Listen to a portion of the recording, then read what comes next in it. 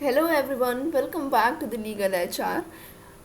आज हमारा टॉपिक है types of trade union and compulsory unionism. Okay, तो यूजीसी नेट जेआरएफ कोड 55 की सीरीज़ में आज हम टाइप्स ऑफ यूनियन को डिस्कस करेंगे। एंड एक टर्म है कंपलसरी यूनियनिज्म, जो काफ़ी कॉमन है ट्रेड यूनियन की जब आप स्टडी करते हो। आज हम इसको भी डिटेल में पढ़ने वाले हैं। ओके, तो स्टार्ट करते हैं हम सबसे पहले क्लासिफिकेशन से।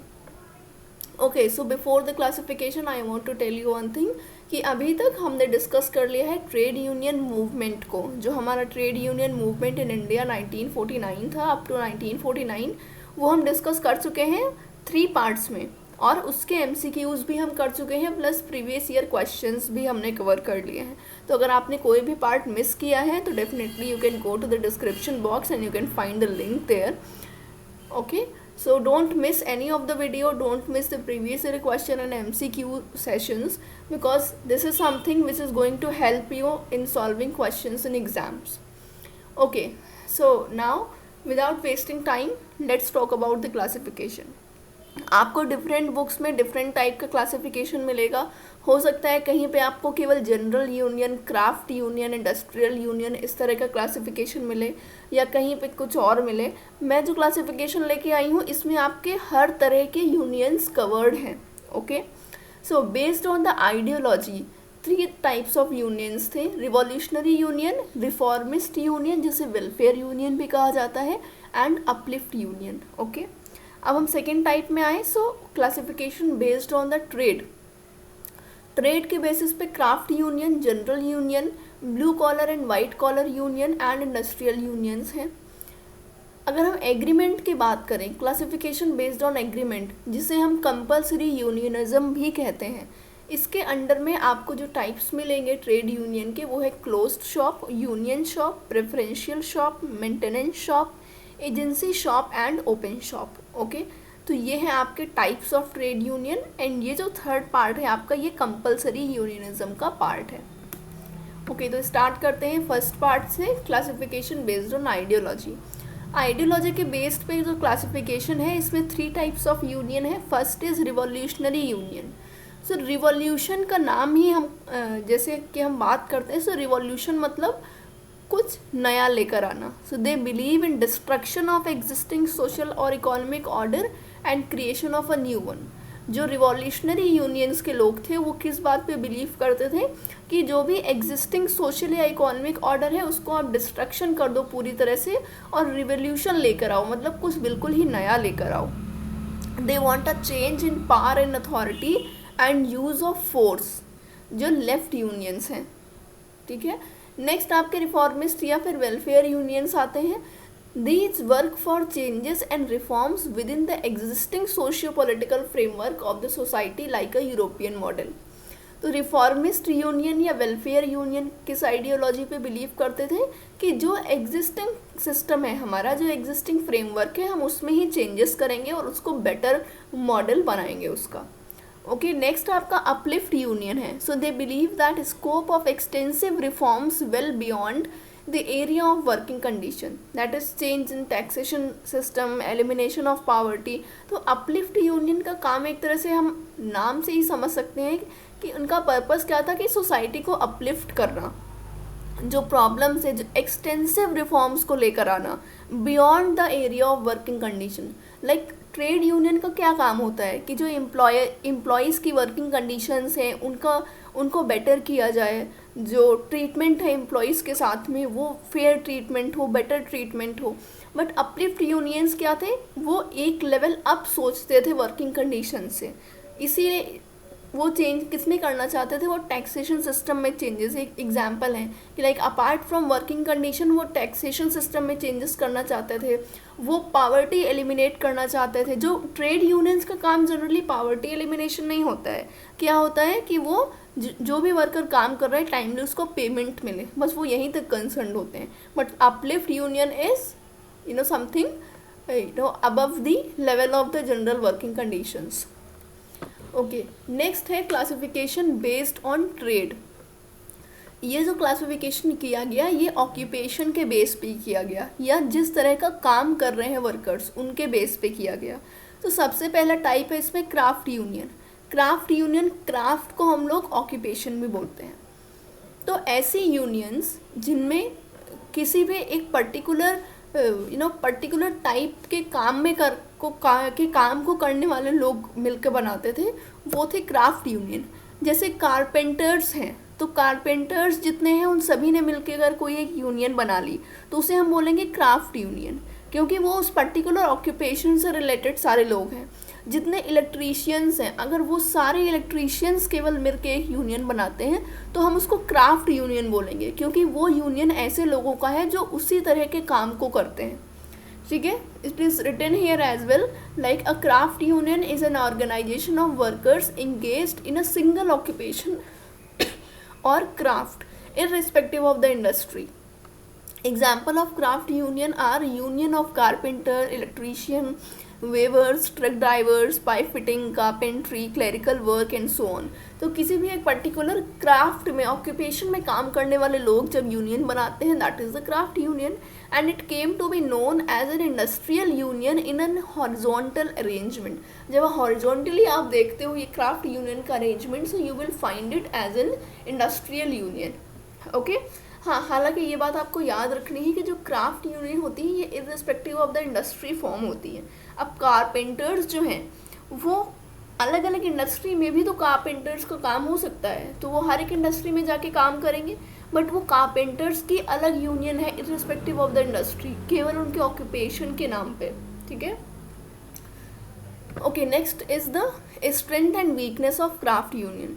स्ट्रेंथ क्या है क्राफ्ट यूनियन की कि मोस्ट स्टेबल रिलेशनशिप रहता है। रिलेशनशिप स्टेबल क्यों है? क्योंकि एक ही तरह के काम करने वाले लोग हैं, एक ही ऑक्यूपेशन के लोग हैं। Second is strong bargaining position as skilled workers can't be easily replaced. Strong bargaining position होती है क्राफ्ट यूनियन के वर्कर्स की, क्योंकि क्राफ्ट यूनियन में ऐसे ही ऑक्यूपेशन के लोग होते हैं जो खुद अपनी स्किल की वजह से जिन्हें काम मिला होता है और जिनके स्किल्स को आप इजीली ऑटोमेशन से रिप्लेस नहीं कर सकते हो, इसीलिए उनका बार्गेनिंग पावर स्ट्रांग होता है। They have a strong bargaining position.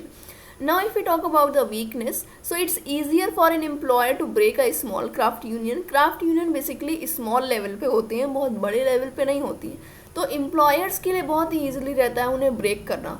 And second is joint actions become difficult because of different agreement expiring at different time.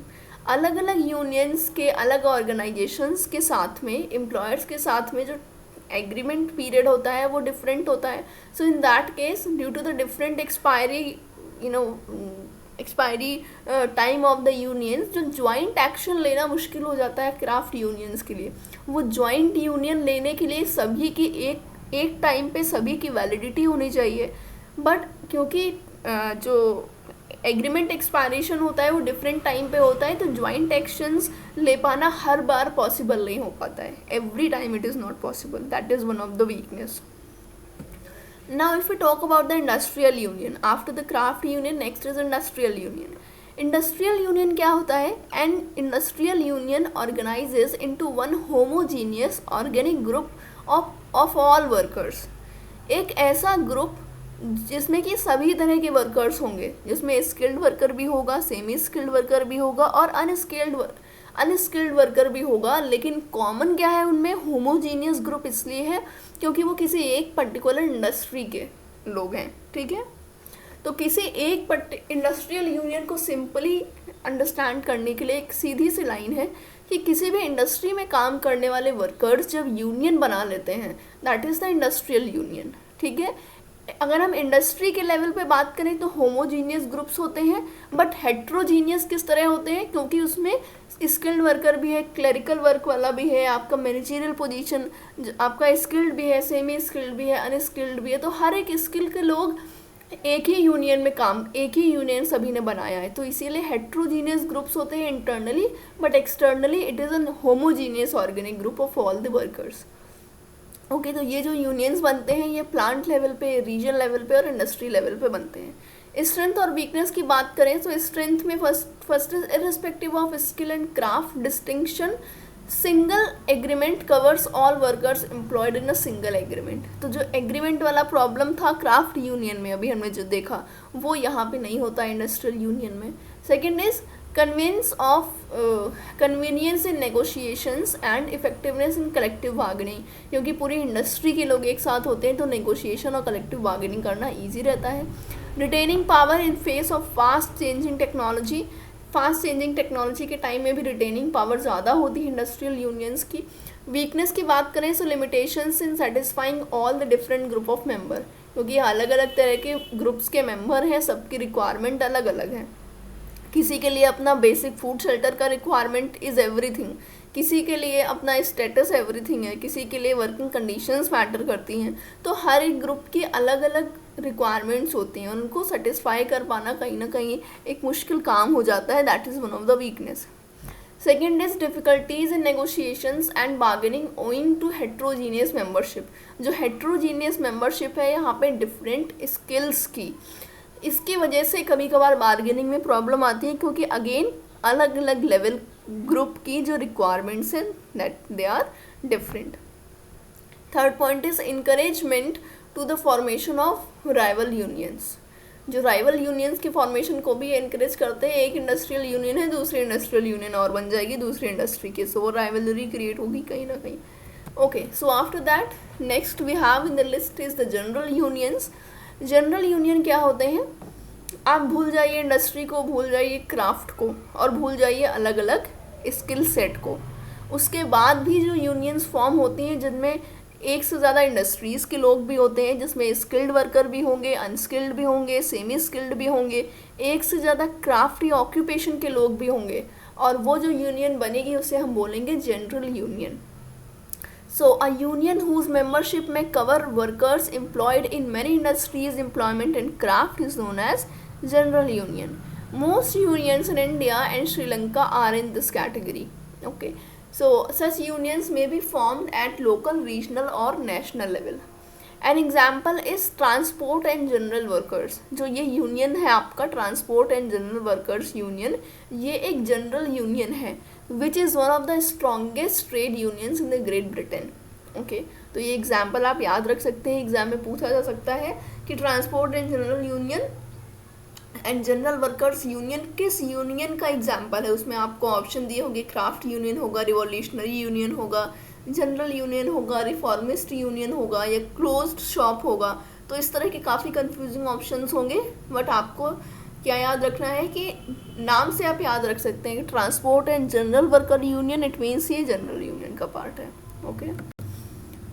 Okay, अब हम कुछ एग्जाम्पल की बात कर लेते हैं. क्राफ्ट यूनियन, इंडस्ट्रियल यूनियन और जनरल यूनियन के एग्जाम्पल डिस्कस कर लेते हैं, क्योंकि क्वेश्चन जो आपसे एग्ज़ाम में पूछे जाते हैं, क्योंकि हमारा टारगेट सिर्फ नेट नहीं है, JRF क्वालिफाई करना है, तो हमें जो स्टडी करनी है बहुत ही डिटेल्ड और टू द पॉइंट स्टडी करनी है. क्राफ्ट यूनियन के एग्जाम्पल की बात करते हैं. First is international wood carvers association and second is the textile labour association, जिसका फॉर्मेशन हुआ था अहमदाबाद टेक्सटाइल लेबर एसोसिएशन, जो हमने पढ़ा था trade union movement up to in India up to 1949 में, आपको याद होगा, अनसुईयाबेन साराभाई एंड शंकरलाल बैंकर की लीडरशिप में बना था. तो ये है आपका ATLA जो 1920 में बना था. ये क्राफ्ट यूनियन का एग्जाम्पल है, क्योंकि यहाँ पे केवल टेक्सटाइल लेबर्स थे, इसलिए क्राफ्ट यूनियन है. दूसरा आपका इंटरनेशनल लेवल पे इंटरनेशनल वुड कार्वर्स एसोसिएशन है. ठीक है, ये एग्जाम्पल हो गए क्राफ्ट यूनियन के. अब आए हम इंडस्ट्रियल यूनियन पे. So originally Jamshedpur labour association formed in 1920 and renamed in 1937 as Tata workers union. अभी करेंटली टाटा वर्कर्स यूनियन है, बट ओरिजिनली बनी थी 1920 में जमशेदपुर लेबर एसोसिएशन के नाम से. ठीक है, नेक्स्ट एग्जाम्पल है India nationals textile workers federation. Next example is राष्ट्रीय मिल मजदूर संघ एंड गिरी कामगर यूनियन. ये भी हमने पढ़ा था ट्रेड यूनियन मूवमेंट में. ओके, अब हम जनरल यूनियन पे आए तो हमारे पास एग्जाम्पल है रोहतास वर्कर्स यूनियन, जो कि डालमिया नगर में है. डालमिया नगर में फॉर्मेशन हुआ था. And the transport and general worker union, अभी हमने पढ़ा ग्रेट ब्रिटेन की यूनियन थी ये. ओके, तो एग्जाम्पल के बाद अब हम चलते हैं ब्लू कॉलर और वाइट कॉलर यूनियन पे. आई एम श्योर कि आपको ब्लू कॉलर और वाइट कॉलर वर्कर का नाम पता होगा. आज हम थोड़ा सा ये भी जान लेंगे कि क्यों ये ब्लू कॉलर और वाइट कॉलर नाम कहाँ से पड़ा, कैसे पड़ा. Unions which are representing workers employed on the production floor और outdoor trades such as in construction works are called the blue collar union. जो प्रोडक्शन फ्लोर पे काम कर रहे होते हैं या आउटडोर ट्रेड्स जैसे कि कंस्ट्रक्शन वर्क पे जो काम कर रहे हैं उनको हम ब्लू कॉलर यूनियंस कहते हैं। And the term blue collar was first used in reference to trades job in 1924 and Alden Iowa newspaper. जो ये न्यूज़पेपर था इसमें 1924 में सबसे पहले ब्लू कॉलर टर्म का यूज़ किया गया था ट्रेड्स जॉब के रेफरेंस में। ये एग्ज़ाम में नहीं पूछा जाएगा but it's for your information.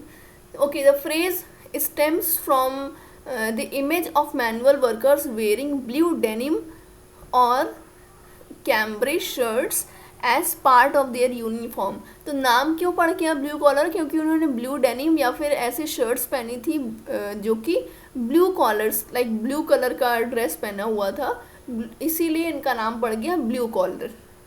और जैसे कि फर्स्ट टाइम पे इस न्यूज़पेपर में यूज़ किया गया था। The term white collar is credited to Upton Sinclair an American writer in relation to contemporary clerical, administrative and management workers during 1930s. Few references to white collar work appear as early as 1935. A white collar worker is a person who performs professional, managerial or administrative work. तो इसलिए ये blue collar और white collar का distinction हुआ क्योंकि जो लोग clerical काम करते थे सीट पे बैठ के, मैनेजरियल या एडमिनिस्ट्रेटिव काम करते थे, वो वाइट कॉलर वाली शर्ट बिल्कुल चकाचक साफ पहन के आए हैं और वाइट कॉलर शर्ट पहन के बैठे हैं, इसलिए उनका नाम पड़ गया वाइट कॉलर। और जो ब्लू कॉलर वाले थे वो एज अ ड्रेस उन्होंने ब्लू ड्रेस पहन रखा था तो उनका नाम पड़ गया ब्लू कॉलर। एक चीज़ यहाँ पे साफ हो गई है कि पहले टर्म ब्लू कॉलर आया था, उसके बाद में वाइट कॉलर टर्म आया। तो ये चीज़ थोड़ा सा माइंड में रखिएगा, हो सकता है इससे कोई क्वेश्चन फॉर्म हो जाए। तो सिंपल सी बात है, जो ब्लू कॉलर्स की यूनियन है उसे ब्लू कॉलर यूनियन कहेंगे। जो वाइट कॉलर मतलब मैनेजेरियल और एडमिनिस्ट्रेटिव एंड क्लरिकल वर्क करने वालों की जो यूनियन है उसको हम वाइट कॉलर यूनियन बोलेंगे। Okay, simple. अब हम आते हैं क्लासिफिकेशन बेस्ड ऑन एग्रीमेंट पे, जिसे हम क्या कहते हैं, कंपल्सरी यूनियनिज्म। तो ये एक तरह का एग्रीमेंट था बेसिकली कि अगर कोई भी पर्सन एक ऑर्गेनाइजेशन में काम करेगा तो उसे किसी एक पर्टिकुलर ट्रेड यूनियन का पार्ट बनना पड़ेगा। ये एक तरह का एग्रीमेंट था, ठीक है। इसी एग्रीमेंट को आप ये कह सकते हैं कि इसी एग्रीमेंट के बहुत सारे टाइप्स हैं, जिसे टाइप्स ऑफ यूनियन बोल दिया गया है, जो कि कंपल्सरी यूनियनिज्म का पार्ट है। जो पहला एग्रीमेंट था वो क्लोज्ड शॉप एग्रीमेंट था। पहले एग्रीमेंट का नाम था क्लोज्ड शॉप एग्रीमेंट। इसका क्या मतलब है? A closed shop is that business enterprise which has an agreement with the union that a worker must be a member of the union at the time of his employment and continue to do so in order to retain his employment। कि अगर कोई भी person, ये एक agreement है employer और trade union के बीच का। एम्प्लॉयर ने क्या बोला कि अगर कोई भी पर्सन, हमारे यहाँ कोई भी वर्कर एम्प्लॉय बनता है हमारा, तो वो वर्कर अपने एम्प्लॉयमेंट के साथ ही इस पर्टिकुलर यूनियन को भी ज्वाइन कर लेगा। और अगर उसे अपनी जॉब बचानी है, if he wants to retain the employment, तो उसे इस पर्टिकुलर यूनियन का मेंबर बने रहना पड़ेगा। It is closed shop unionism, ठीक है। As soon as worker ceases to be a member of trade union, services are terminated। जैसे ही वर्कर मना करता है कि नहीं अब हम ट्रेड यूनियन की मेंबरशिप कंटिन्यू नहीं करेंगे, वहीं पे उसकी जॉब ख़त्म हो जाएगी, जॉब चली जाएगी, he will be terminated. Sometimes the closed shop is also called the hiring hall. ये आपको याद रखना है, ये जो टर्म्स रिलेटेड होते हैं, ये सिनोनिम, इनके लिए जो सिनोनिम है, तो ये सिनोनिम्स से भी कभी कभी कंफ्यूज कर देते हैं एग्जाम में, तो याद रखना है क्लोज्ड शॉप को हायरिंग हॉल भी कहते हैं। ओके, अब हम आते हैं यूनियन शॉप पे। यूनियन शॉप का कंसेप्ट क्या, ये एग्रीमेंट क्या कहता है? A union shop is that business establishment which has an agreement with the union that a worker shall be a member of union with in specified period of securing employment. ये क्या बोलता है? ये इन्होंने बोला कि ठीक है, हम एक ऐसा एग्रीमेंट कर लेते हैं कि जैसे ही कोई वर्कर हमारे यहाँ का एम्प्लॉय बनेगा, वैसे ही उसे यूनियन की मेंबरशिप भी लेनी पड़ेगी कुछ समय के अंदर। जैसे हमने उसको 1 वीक का टाइम दे दिया है ना, देखो यहाँ पे लिखा है to become shall become a member of union within a specified period of securing employment. जैसे ही एम्प्लॉयमेंट सिक्योर होता है, पता चलता है कि हाँ हमारी यहाँ पे जॉब लग चुकी है, आपको जो भी यूनियन बोलेगा, वो बिजनेस, वो ऑर्गेनाइजेशन, आपको वो यूनियन ज्वाइन करनी होगी with in a particular period. अगर 1 वीक का टाइम दिया तो 1 वीक के अंदर आपको अपना वो यूनियन ज्वाइन करना पड़ेगा, ठीक है। और एक बार जब आपने यूनियन ज्वाइन कर लिया तो आपको अपनी मेंबरशिप कंटिन्यू रखनी पड़ेगी in order to retain the job. वही सिचुएशन हो गई जो भी हमने पीछे क्लोज्ड शॉप में पढ़ी।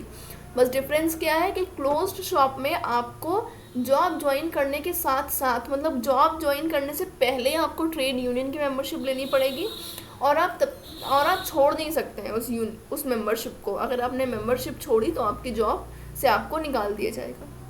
वही यूनियन शॉप पे भी है, बस तो उन्होंने थोड़ा सा टाइम दे दिया। जैसे आप कोई भी जनरल जॉब ज्वाइन करते हैं तो आपको एक नया अकाउंट ओपन करने का टाइम देते हैं 1 वीक का, कि ठीक है आप अपना डिटेल्स दे दीजिएगा 1 वीक में। इसी तरह यूनियन शॉप में है कि ठीक है आपने जॉब ज्वाइन कर ली है, 1 वीक के अंदर आप मेंबरशिप ले लीजिएगा, और उसके बाद आप वो मेंबरशिप छोड़ नहीं सकते हैं। अगर आपने छोड़ी तो आपको टर्मिनेट कर दिया जाएगा, ठीक है। नेक्स्ट है preferential shop. When a union member is preferred in filling a vacancy such an agreement is called the preferential shop. जब कोई यूनियन का मेंबर चाहता है कि कोई वैकेंसी फिल कर दी जाए अपने मेंबर के लिए, तो that is a preferential shop, ठीक है। नेक्स्ट है मेंटेनेंस शॉप। मेंटेनेंस शॉप में क्या होता है, there is no compulsory membership in union before और आफ्टर रिक्रूटमेंट। मेंटेनेंस शॉप में कोई भी कंपलसरी मेंबरशिप नहीं है, ना ही जॉब ज्वाइन करने के पहले और ना ही रिक्रूटमेंट के बाद में। However, if the employee opts to become a member after recruitment, his membership remains compulsory right throughout his tenure of employment with that particular employer. देखो यहाँ क्या बोला गया कि जॉब ज्वाइन करने से पहले या ज्वाइन करते समय कोई भी कंपल्शन नहीं है कि आप ट्रेड यूनियन ज्वाइन ही करें, बट अगर कोई एम्प्लॉय ट्रेड यूनियन को ज्वाइन कर लेता है रिक्रूटमेंट के बाद में, तो वो अपने पूरे टेन्योर में उस ट्रेड यूनियन को लीव नहीं कर सकता। आपने एक बार ज्वाइन किया तो आपको मेंबरशिप कंटिन्यू करनी पड़ेगी, ओके। मतलब अगर आपने ज्वाइन किया तो आपको मेंबरशिप मेंटेन करनी पड़ेगी। So that is the maintenance shop, and this is called maintenance shop of membership और मेंटेनेंस शॉप इफ, लाइक को ब्रैकेट में क्या लिखा है, if join trade union can't be withdrawn, ठीक है, सिंपल सा मतलब है।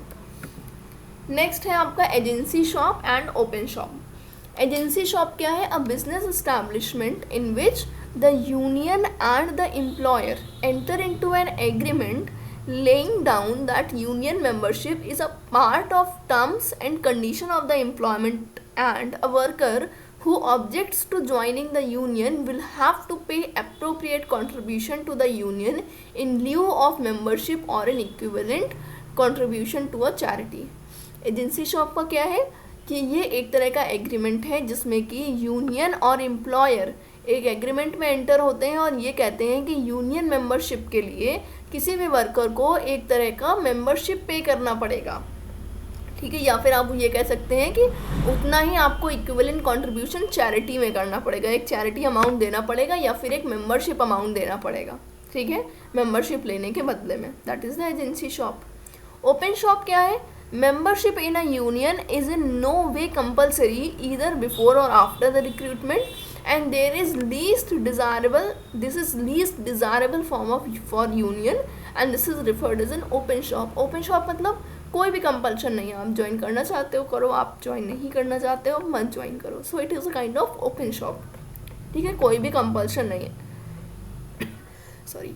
सो ये हो गए आपके types of the trade union, और हमने कंपलसरी यूनियनिज्म का जो एग्रीमेंट है उसके अंडर में कितने एग्रीमेंट है वो भी हमने यहाँ पे कंप्लीट कर लिए, ठीक है। So this is all about the types of trade union and compulsory unionism.